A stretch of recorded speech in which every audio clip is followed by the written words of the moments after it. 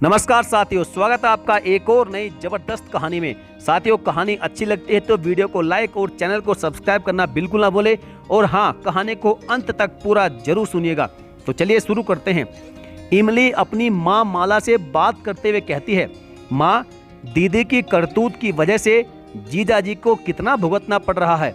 हर जगह उनकी बदनामी कर रखी है दीदी ने। वो खुद तो भाग कर चली ही गई, लेकिन बेचारे जीजू उनका बिल्कुल भी नहीं सोचा। माँ कहती है कि हाँ, मुझे भी इस बात का बहुत अफसोस है कि मेरी बेटी ने ऐसा किया। अब मैं कैसे जाऊंगी दामाद जी के सामने। इमली आगे कहती है कि अभी तो उन दोनों की जिंदगी शुरू ही हुई थी और अभी दोनों के साथ इतना सब कुछ हो गया। फिर माँ कहती है कि कमल बेटा तो अकेला रहता है, उसका तो कोई परिवार भी नहीं है, अब उसका क्या होगा। तभी इमली कहती है, अगर दीदी को शादी के बाद भागना ही था तो उन्हें शादी करने की भला क्या जरूरत थी। शादी से पहले भी तो मना कर सकती थी, कम से कम जीजा जी की जिंदगी तो बच जाती। बेटा, अगर उसे यही सब सोचा होता तो वह जाती ही क्यों। कमल जैसा इतना अच्छा लड़का देखा था उसके लिए हमने। पूरे जात बिरादरी में उसने हमारी नाक कटवा कर रख दी है। मम्मी, मुझे तो जीजा जी की फिक्र होती है। अब वह आगे क्या करेंगे, उनके आगे तो पूरी जिंदगी पड़ी है। हाँ बेटा, यह तू सही कह रही है। मुझे तो दामाद जी से बात करने में भी शर्म आ रही है कि किस मुंह से मैं उनसे माफी मांगने जाऊं और क्या बोलूं। मम्मी, जीजा जी को छोड़कर गए हुए दीदी को कितना समय हो गया है, लेकिन अब भी जीजा जी दीदी से ही प्यार करते हैं। उनके प्यार से अभी तक बाहर नहीं निकल पाए। दीदी की वजह से हमसे भी मिलना नहीं होता अब। हाँ इमली, मैं तो बस इतना ही बोलूंगी कि वक्त रहते ही दामाद जी अगर संभल जाए तो वह उनके लिए ही अच्छा होगा। हमारे हाथ में जितना था हम उतना ही कर सकते थे, अब आगे उन्हीं को सोचना है। तब इमली कहती है कि माँ, क्यों ना हम जीजा जी की दूसरी शादी करवा दें। उनकी दूसरी शादी हो जाएगी तो उन्हें किसी का साथ मिल जाएगा, तो उनका थोड़ा दर्द भी कम हो जाएगा। कब तक ऐसे ही वो बेचारे अकेले रहेंगे। हाँ इमली, यह तो मैंने भी सोचा था और इस बारे में बात भी की थी दामाद जी से, लेकिन उन्होंने साफ मना कर दिया और कोई लड़की भी तो नहीं मिल रही है दूसरी शादी करने के लिए जो मान जाए। माँ, जीजा जी को तो मैं जैसे तैसे करके मना ही लूंगी, आप बस लड़की देखना शुरू कर दो। जीजा जी ने आज तक मेरी एक भी बात को मना नहीं किया है, अब उनके लिए मैं इतना तो कर ही सकती हूँ ना। हाँ इमली, तू बहुत ही अच्छा सोच रही है। दामाद जी को यदि कोई भी लड़की मिल जाएगी तो हमारी भी परेशानी खत्म हो जाएगी। जो हमारी बेटी ने पाप किए हैं वो हमने भोग लिए हैं। ठीक है मम्मी, तो फिर आप लड़की देखना शुरू करो।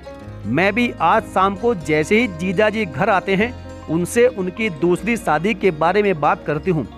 इमली अपने जीजा जी की बहुत फिक्र करती थी, इसीलिए उनकी दूसरी शादी करवाना चाहती थी। शाम को जैसे ही इमली के जीजा जी कमल घर आते हैं तो वह अपने कमरे में सीधे हाथ मुंह धोने के लिए चले जाते हैं और हाथ मुंह धोकर वह बैठते हैं कि तभी इमली उनके पास आती है और उनसे बोलती है कि जीजा जी, आपसे कुछ मांगूं तो आप मना तो नहीं करोगे ना। अरे पगली, आज तक तुम्हारी किसी बात को मना किया है जो अब मना कर दूंगा।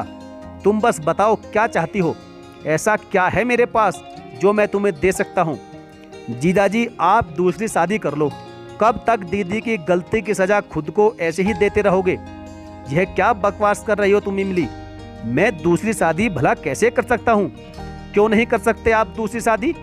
जवान हो, पूरी जिंदगी पड़ी है आपके सामने, और आपने मुझसे अभी बोला था ना कि मैं जो भी मांगूंगी वह आप मुझे जरूर दोगे, तो बस अपनी बात से मत पलटो। अच्छा चलो ठीक है, मैं शादी के लिए मान भी जाऊं तो मुझे कोई तुम्हारी तरह समझदार और मेरी परवाह करने वाली थोड़े ही ना मिल जाएगी। अगर वह भी तुम्हारी दीदी की तरह ही निकल गई तो मेरा फिर क्या होगा। जीजा जी, आप परेशान क्यों हो रहे हो। मैं आपके लिए अपने से भी ज़्यादा अच्छी और समझदार लड़की देखूंगी। आप उसकी फिक्र मत करो। आप बस बताओ कि मैं जिस लड़की को पसंद करूंगी आप उससे शादी करोगे। इमली, तुम समझ क्यों नहीं रही हो। शादी वगैरह इतनी जल्दी नहीं होती है, ये सब बहुत ही सोच समझकर करना पड़ता है, वरना तुम्हें तो पता ही है क्या होता है आखिर में। जीजा जी, आपको मुझ पर भरोसा है ना? तो बस अब आप मेरी बात पर आंख बंद करके विश्वास कर लो। मेरे रहते अब आपके साथ कुछ और गलत नहीं हो सकता। ठीक है इमली, जब तुम बोल ही रही हो तो मैं मान जाता हूँ, लेकिन मुझे तुम्हारी तरह ही सुंदर, समझदार और प्यार करने वाली बीवी चाहिए, तभी मैं दूसरी शादी के लिए मानूंगा। ठीक है जीजू, इस बात की पूरी जिम्मेदारी मेरी है, यह सब मैं देख लूंगी। इमली अपने जीजा जी को दूसरी शादी के लिए मना लेती है और रिश्ते देखना शुरू कर देती है। कई लड़कियां देखने के बाद कुछ को तो इमली मना कर देती है और कुछ को कमल मना कर देता है। यह सब देखकर एक दिन कमल माला और इमली से बोलता है कि आप लोगों को तो दिख ही गया है ना कि अब जो लड़की ठीक लग रही है वह खुद शादी के लिए मना कर रही है और बाकी से मैं शादी नहीं कर सकता। तभी इमली कहती है कि जीजू, आप इतनी जल्दी हार क्यों मान रहे हो? मैं बोल रही हूँ ना कि मैं आपकी शादी एक बहुत ही अच्छी लड़की से करवाऊंगी। आपने मेरे ऊपर विश्वास किया है तो मैं आपका विश्वास बिल्कुल नहीं तोड़ूंगी। तब माला कहती है, हाँ कमल बेटा, इतनी जल्दी निराश नहीं होते। यहाँ कोई लड़की नहीं मिली तो जरूरी थोड़े ही ना है कि तुझे कोई अच्छी लड़की मिलेगी नहीं। तब कमल कहता है कि माँ जी, मैं जानता हूँ कि आप दोनों ही मेरा भला चाहते हो, लेकिन खुद बताओ ना कि कोई इमली जैसी समझदार लड़की मिल सकती है मुझे।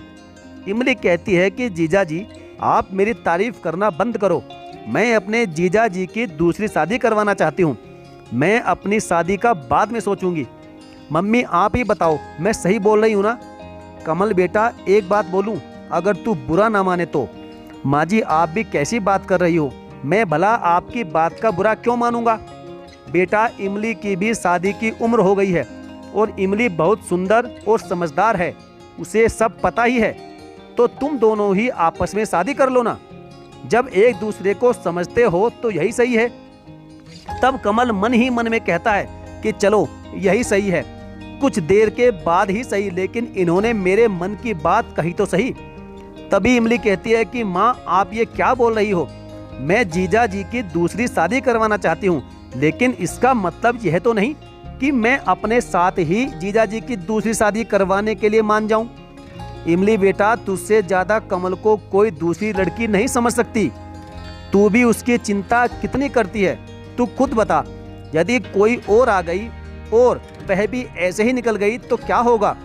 तब कमल कहता है कि माँ जी, मुझे आपके फैसले से कोई ऐतराज नहीं है, मैं आपकी बात को मानने के लिए राजी हूँ। यह सुनकर इमली भी कहती है कि जब आप दोनों को ही कोई परेशानी नहीं है तो फिर मैं ही भला क्या बोलूँ। ठीक है, जो आप लोगों को ठीक लगे वही होगा। इमली शादी के लिए मान जाती है और कुछ ही दिनों बाद दोनों की शादी की तैयारियां होने लगती है। आखिरकार कमल की शादी का दिन आता है और उन दोनों की शादी शुरू ही हुई होती है कि तभी वहां अचानक इमली की बड़ी बहन प्रीति आ जाती है, जिसके सर पर चोट लगी होती है। उसे देखकर सब हैरान हो जाते हैं और वह शादी को रोकते हुए कहती है कि रुक जाओ, यह शादी नहीं हो सकती है। अब तक तुमने मेरी जिंदगी बर्बाद की थी और अब मेरी बहन की भी करने जा रहे हो। मैं तुम्हें मेरी बहन की जिंदगी बर्बाद नहीं करने दूंगी। तब कमल कहता है कि तुम यहाँ कैसे आई? जाओ यहाँ से, दिखाई नहीं दे रहा कि मेरी शादी हो रही है। इमली भी कहती है कि दीदी, आप तो जीजा जी को छोड़कर भाग गई थी, बस एक चिट्ठी रखकर चली गई थी।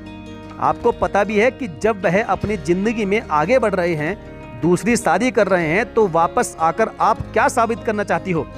इमली, तुम गलत समझ रही हो। मैं कभी भाग कर नहीं गई थी, बल्कि इनकी गंदी नजर थी तुम पर और हमारी जायदाद पर। इसलिए इन्होंने जानबूझकर मुझे छुपा कर रखा और सबको बता दिया कि मैं इन्हें छोड़कर भाग गई हूँ। क्या जीजा जी ने आपके साथ इतना गलत किया और अब यही सब मेरे साथ भी करना चाहते हैं? तब कमल कहता है कि नहीं इमली, यह झूठ बोल रही है, मैंने ऐसा कुछ भी नहीं किया। तुम तो जानती हो मुझे, मैं कभी ऐसा कर भी नहीं सकता। इमली, तू मेरी बहन है ना? इतना सब कुछ जानने के बाद भी तुम इस इंसान पर भरोसा करोगी? यकीन नहीं होता तो जाओ इसके कमरे में, इसने जायदाद को अपने नाम करने के लिए कागजात भी बनवा रखे हैं।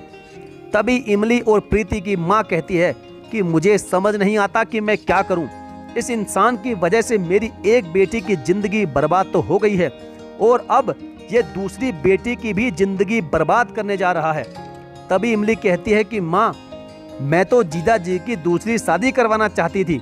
शादी तो अब होने से रही, लेकिन फिर भी जीजा जी को उनके असली ससुराल में तो जाना ही पड़ेगा। प्रीति की बात सुनने के बाद सबके सामने कमल की सच्चाई आ जाती है और इमली कमल को पुलिस के हवाले कर देती है।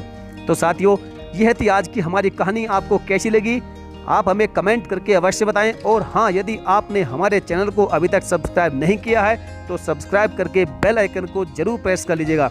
तो चलिए साथियों, मिलेंगे फिर और किसी बेहतरीन और दमदार कहानी के साथ। तब तक के लिए धन्यवाद। जय हिंद।